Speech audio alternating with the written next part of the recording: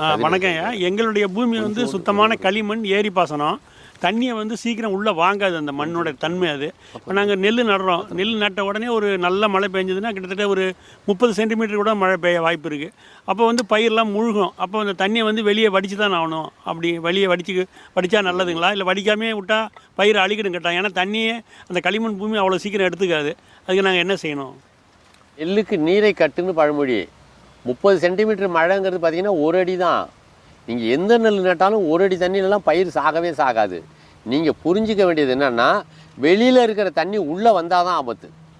வெளியில் இருக்கிற தண்ணி உள்ளே வரும்போது என்னாகும், உள்ளே இருக்கிற நெல் பயிரை அடித்து சாய்ச்சிரும். ஏன்னா அது மெல்லிய குழாய் மாதிரி இருக்குது. எப்படியும் ஒரு அடிக்குள்ளே உள்ள நெல் பயிரை இன்னும் கண்டுபிடிக்கல விஞ்ஞானிலாம். அதனால் நம்ம தப்பிச்சிக்கலாம். 2 அடி 2.5 அடி வரும் நெல் பயிர் எந்த பயிராக இருந்தாலும். அதனால் நீங்கள் புரிஞ்சிக்க வேண்டியது என்னென்னா, வெளியில் இருக்கிற தண்ணி உள்ளே வராமல் வரப்புகளை உயர்த்திடணும். இப்போ உங்கள் நிலத்தில் 30 சென்டிமீட்டர்